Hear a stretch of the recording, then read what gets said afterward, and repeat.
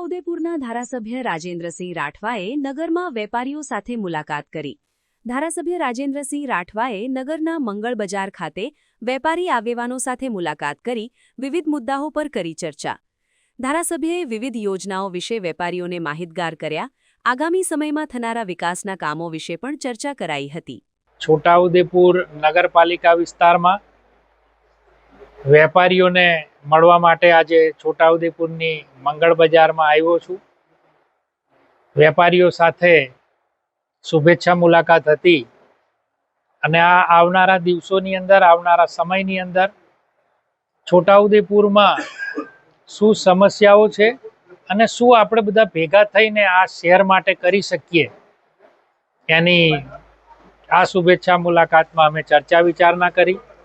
આવનારા સમયની અંદર રાજ્યની ભારતીય જનતા પાર્ટીની સરકાર અને આપણા વૈશ્વિક નેતા આદરણીય નરેન્દ્રભાઈ મોદી સાહેબ છોટાઉદેપુર જિલ્લાને ઘણી બધી યોજનાઓ આપી રહ્યા છે.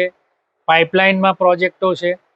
એ બધી ચર્ચાઓ, મેડિકલ કોલેજ હોય, જિલ્લા કક્ષાનું સરકારી દવાખાનું હોય, રિવરફ્રન્ટ હોય, આદિવાસી ભવન હોય, હાટ બજાર હોય, અનેક નવી બિલ્ડિંગો, નવા વિભાગની છોટાઉદેપુર શહેર વિસ્તારમાં બનવા જઈ રહી છે, ત્યારે એ બધી ખૂબ સંવાદ વેપારીઓ સાથે કર્યો અને આજે આ વેપારીઓને મળીને મને ખૂબ આનંદ થયો છે.